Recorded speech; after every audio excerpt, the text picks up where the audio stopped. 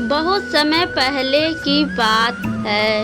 एक बहुत ही सुंदर जंगल था जिसमें गुनगुनी चिड़िया और अन्य पक्षी अपने परिवार के साथ रहते थे। उसी जंगल में एक कौओं का परिवार रहता था जो बहुत ही दुष्ट था। आम ले लो, अनार ले लो, ताजे ताजे मीठे मीठे फल ले लो जो खाने में बहुत ही स्वादिष्ट है। ताजे ताजे फल ले लो। ऐसे ही आवाज में कालू कौवा अपने फल बेच रहा था। तभी वहाँ पर गरीब बूढ़ी उल्लू आती है। कालू कालू बेटा, मुझे 1 किलो आम दे दो। हाँ हाँ, क्यों नहीं बूढ़ी माँ, एकदम ताजा है मेरा फल और बहुत ही स्वादिष्ट भी है। रुके, अभी देता हूँ 1 किलो आम। कालू कौवा 1 किलो ताजा ताजा आम पैक करके बूढ़ी उल्लू को देता है। कालू कालू बेटा, तुम मेरे बेटे के समान हो। आज मेरे पास पैसे नहीं हैं, इस फल को ले जाने दो। मैं तुम्हें इस फल के पैसे कुछ दिनों में दे दूंगी। क्या कहा बुढ़िया? चल रख मेरे ताजे ताजे फल। मैं यहाँ फ्री में फल नहीं बेच रहा हूँ। ना जाने कहाँ कहाँ से आ जाते हैं ये गरीब लोग। चल अब निकल यहाँ से, गांव बसे ही नहीं लुटेरे पहले आ गए। कालू कौवे की इतनी बात सुनकर बूढ़ी उल्लू वहाँ से उदास होकर चली जाती है। बेटी, तुम दोपहर में पीने के लिए पानी तालाब से लेते आना। मैं तुम्हारे पिताजी के लिए खाना लेकर दुकान पर जा रही हूँ। मम्मा मम्मा, मैं भी आपके साथ दुकान पर चलूंगी। नहीं नहीं बेटी, तू नहीं जा सकती दुकान पर। तुम्हारे पिताजी नाराज हो जाएंगे। नैना कौवी अपने पति के लिए खाना लेकर दुकान पर जाती है। कालू कालू जी, आप खाना खा लो। क्या कोई फल बिका? क्या कोई ग्राहक आया था दुकान पर? नहीं नहीं नैना, अभी एक फल भी नहीं बिका। सुबह से चिल्ला चिल्ला के मैं थक चुका हूँ। एक बूढ़ी उल्लू आई थी आम लेने, लेकिन उसके पास भी रुपए नहीं थे। वो बूढ़ी उल्लू उधार फल ले जाना चाहती थी। फिर कालू कौवा खाना खाने लगता है और नैना कौवी फल बेचने लगती है। आम ले लो, अनार ले लो, ताजे ताजे मीठे मीठे फल ले लो। अमरूद ले लो, अंगूर ले लो ताजे ताजे फल ले लो। पता नहीं आज जंगल के सभी पक्षी कहाँ चले गए हैं। फल बेचने के चक्कर में बोल बोल कर मेरा मुंह दर्द करने लगा। अरे अरे कबूतर भाई, रुको, मेरी बात सुनो। उड़ता हुआ कबूतर नैना कौवी की आवाज सुनकर नैना कौवी के पास आता है। मुझे बुलाया है क्या तुमने नैना? क्या बात है, मुझे क्यों बुलाया है तुमने? हाँ हाँ कबूतर भाई, मेरी दुकान पर बहुत ही ताजा और मीठे फल है। देखो देखो, आम कितना ताजा है। फल ले जाओ मेरी दुकान से, ताजे ताजे। लाओ तो तुम्हारा एक फल चख कर तो देखूं कि कितना ताजा और कितना मीठा है। फिर कबूतर नैना कौवी से एक आम लेकर खा लेता है। वाह वाह, तुम्हारा फल सच में बहुत स्वादिष्ट है, लेकिन थोड़े कम मीठे हैं। कबूतर भाई, तो क्या आम थोड़े कम मीठे हैं क्या? लेकिन ताजे तो हैं। अच्छा ये सब छोड़ो, बोलो तुमको कितना फल चाहिए? नहीं नहीं नैना, मेरे लिए फल मत पैक करना, क्योंकि मेरे पास पैसे नहीं हैं। मैं कल ले जाऊंगा फल। ऐसा कहकर जैसे ही कबूतर उड़ने वाला होता है। कबूतर, अरे अरे कबूतर, कहाँ चल दिए? मेरे पैसे तो देते जाओ, जो तुमने मेरे ताजे ताजे फल खाए हैं। कौन पैसे? किस फल के पैसे? तुमने मुझे खुद आवाज देकर बुलाया था, मैं तो जा रहा था। तुम्ही ने मुझे बुलाकर फल चखने के लिए दिया था, जिससे तुम्हारा फल बिक सके। तू देगा पैसे तो तेरा बाप का बाप भी देगा। मैं तुमसे पैसे लिए बिना यहाँ से नहीं जाने दूंगी। नैना, क्या हुआ? इसने फल खा लिया तो जाने दो इसे। क्यों बेमतलब की लड़ाई कर रही हो? तू चुप कर जा कालू, नहीं तो मैं तेरी पिटाई करूंगी। और तू कबूतर, चल निकाल मेरे पैसे। चिड़िया, चिड़िया, मेरी मदद करो, मुझे इस काली कलौटी से बचा लो। कबूतर, कबूतर, क्या हुआ? तुम क्यों डरे हुए हो? नैना, नैना, तू क्यों झगड़ा कर रही हो इस बेचारे कबूतर से? जब तक कबूतर का बच्चा मेरे पैसे नहीं देगा, तब तक मैं इसे नहीं जाने दूंगी। चिड़िया, चिड़िया, इस काली कौवी ने मुझे खुद आवाज देकर बुलाई थी और खुद फल चखने के लिए दिया था। आज मेरी ही बुरी किस्मत थी, मैं तो अपने काम से जा रहा था। क्या कहा कबूतर? इसका मतलब तू मेरे फल का पैसा नहीं देगा? इतना कहकर नैना कवि कबूतर पर हमला करके उसे बहुत बुरी तरह घायल कर देती है और कबूतर का पूरा शरीर खून से लथपथ हो जाता है, जिसे देखकर नैना और कालू कौवा बहुत ही ज्यादा घबरा जाते हैं। हाय, मैं मर गया, मैं तो मर गया। इस नैना की बच्ची ने मेरी जान ले ली। एक फल के वजह से इसने मेरी जान लेने की कोशिश की।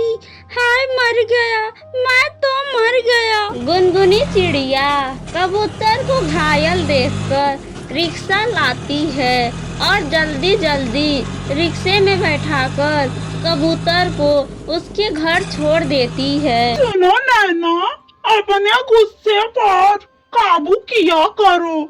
हर कोई तेरा पति नहीं जो तेरा गुस्सा झेल लेगा। तू चुप कर जा रे कालू, अभी मेरा गुस्सा थोड़ा भी कम नहीं हुआ है। कहीं मैं गुस्से में तेरा भरता ना बना दूं। मेरे पति की ये हाल जिसने भी किया है, मैं उसे नहीं छोड़ूंगी, मैं उसे कभी नहीं माफ करूंगी। तुम्हारा बहुत बहुत धन्यवाद गुनगुनी चिड़िया, जो तुमने मेरे घायल पति को घर लाकर पहुंचाई हो। मेरे शरीर में बहुत तेज दर्द हो रहा है, कृपया मुझे दवा दो। कबूतरी बहन, तुम चील भाई से दवा लाकर कबूतर भाई को खिला दो और उनके शरीर पर दवा लगा दो। ऐसे ही कुछ हफ्ते गुजर जाते हैं। कालू, अब तो हमारी फल अब अच्छे से बिकने वाली नहीं है। हम अब कोई दूसरा काम कर लेते हैं। अब हम ऐसा करते हैं कि कोई और बिजनेस कर लेते हैं। अगर तुम अपने गुस्से पर काबू नहीं करोगी, हर किसी ग्राहक से हमेशा लड़ती झगड़ती रहोगी, तो हमारा कोई भी बिजनेस नहीं चलेगा। क्या करूं कालू जी, मुझे अपने गुस्से पर काबू ही नहीं होता है। कालू जी, क्यों न अब हम ऐसा करें, जंगल से लकड़ियाँ लाकर बेची, क्योंकि अब कुछ ही दिनों में सर्दियों का मौसम आने वाला है। सही कह रही हो नैना, अपने जंगल के पास के जंगल में बहुत सारे सूखे पेड़ हैं, जिनका लकड़ियां हम मुफ्त में लाकर उन्हें बाजार में बेचकर अच्छा पैसा कमाएंगे। फिर उसी दिन से कालू और नैना दूसरे जंगल से सूखी लकड़ियां लाकर बाजार में बेचने लगते हैं। लकड़ियाँ ले लो, सूखे सूखे लकड़ियाँ ले लो, जिससे तुम्हारे घर सर्दी में गर्म हो जाएंगे। नैना कवि, मुझे एक गट्ठर लकड़ियाँ दे दो। तुम्हारी ये लकड़ियाँ बहुत ही अच्छे व सूखे लग रहे हैं। तभी सूखे लकड़ियों को देखकर तोता भी वहाँ आ जाता है। कालू भाई, मुझे 3 गट्ठर लकड़ियाँ दे दो। ऐसे ही कालू और नैना का बिजनेस अच्छा खासा चलने लगता है। ऐसे ही एक दिन कालू कौवा और नैना कौवी लकड़ी तोड़ने जाते हैं। कालू कौवा लकड़ी तोड़ने लगता है और उसे नीचे गिराने लगता है। नीचे से नैना कौवी लकड़ी को इकट्ठा करके उनका गट्ठर बना रही थी। तभी पेड़ पर से एक डाली टूटकर नैना कवि के ऊपर गिर जाती है। हाय रे, मैं मर गई। कालू, मेरी मदद करो, मुझे इससे बाहर निकालो, नहीं तो मैं मर जाऊंगी। कालू तुरंत आता है और कोशिश करता है टहनी को हटाने के लिए, लेकिन कालू से वह टहनी जरा भी नहीं हिलता है। तभी वहाँ से गुनगुनी चिड़िया अपने घर जा रही थी। तभी नैना कवि को टहनी के नीचे घायल देखकर तुरंत ही वहाँ आ जाती है। चिड़िया चिड़िया, मेरी सहायता करो, मेरी पत्नी की जान बचाने में। कृपया इस टहनी को हटाने में मेरी मदद करो। गुनगुनी चिड़िया और कालू जी, अगर और कुछ देर तक मैं टहनियों के नीचे रही तो मेरी जान निकल जाएगी। कालू भाई, आप एक तरफ से टहनी को हटाएं और मैं दूसरे तरफ से टहनी को हटाती हूँ। गुनगुनी चिड़िया और कालू कौवा नैना को बाहर निकालने के लिए बहुत कोशिश करते हैं, मगर वो दोनों असफल हो जाते हैं। अब तो केवल एक ही लोग है जो नैना को अपने ताकत से बाहर निकाल सकता है, वो है कबूतर। मैं जा रही हूँ कबूतर भाई को बुलाने। अरे गुनगुनी चिड़िया, मत जाओ कबूतर को बुलाने, वो नहीं आएगा। मैं उससे झगड़ा करके उसे बहुत मारा था, जिसके कारण वो बहुत बुरी तरीके से घायल हो गया था। अब झेलो नैना, मैंने तुमको बहुत समझाया था कि बेमतलब किसी से लड़ाई नहीं करते, सबसे मिलजुल के रहते हैं। तुम दोनों परेशान ना हो, कबूतर भाई बहुत ही साफ दिल के हैं, वो जरूर आएंगे।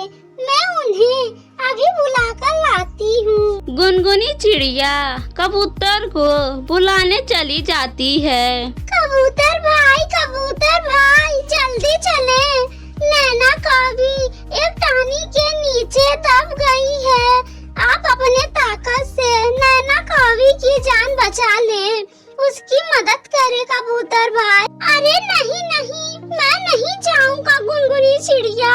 उस नैना की बच्ची ने मुझे एक आम के लिए बहुत बुरे तरीके से मारा था। कबूतर जी, उस बात को छोड़ें, गुनगुनी चिड़िया की बात मान लें। आप जाएं और नैना कवि की मदद करें। फिर कबूतर गुनगुनी चिड़िया की बात मान जाता है और चिड़िया के साथ नैना की मदद करने चला जाता है। कबूतर भाई जल्दी से इस टहनी से नैना कवि को बाहर निकालें। फिर कबूतर अपने ताकत से नैना कवि को टहनी से बाहर निकालकर उसकी जान बचा लेता है।